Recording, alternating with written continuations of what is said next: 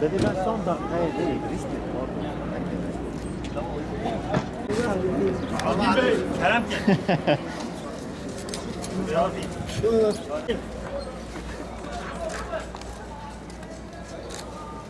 Selim hoş geldin. Şöyle oturayım.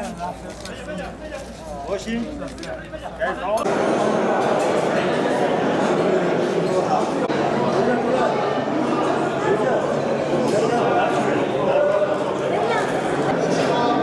Aşağı fotoğraf Ali ol ya.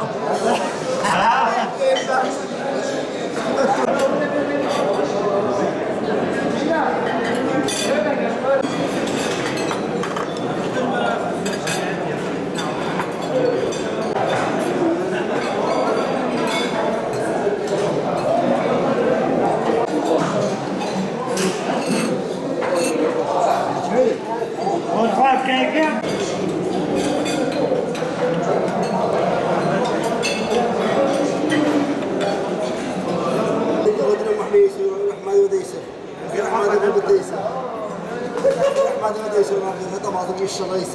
Teşekkür ederim.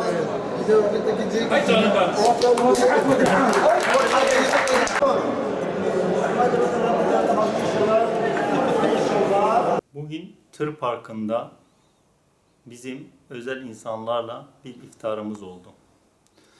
Gerçekten çok huzur içinde bir iftar açtık. Hem onlar sevindiler hem biz. Çok ama çok sevindik. Müsiyat Şırnak olarak da bu kardeşlerimizin geleceği için elimizden geleni bundan sonra da yapmayı düşünüyoruz ve de yapacağız. Allah'ın izniyle tüm Silopi halkında bu kardeşlerimizin, bu özel insanların daha bir geleceği için kimin elinden ne geliyorsa bu güzel insanlar için yapmamız lazım ve şart. Bunlar da toplumumuzun bir parçası ve de toplumumuzun çok özel insanları bunlar.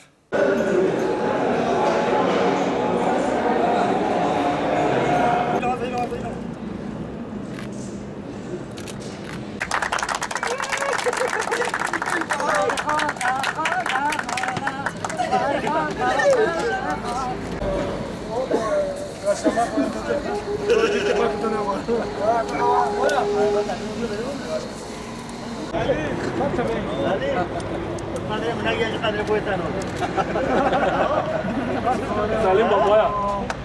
Gel kadri boyata gel.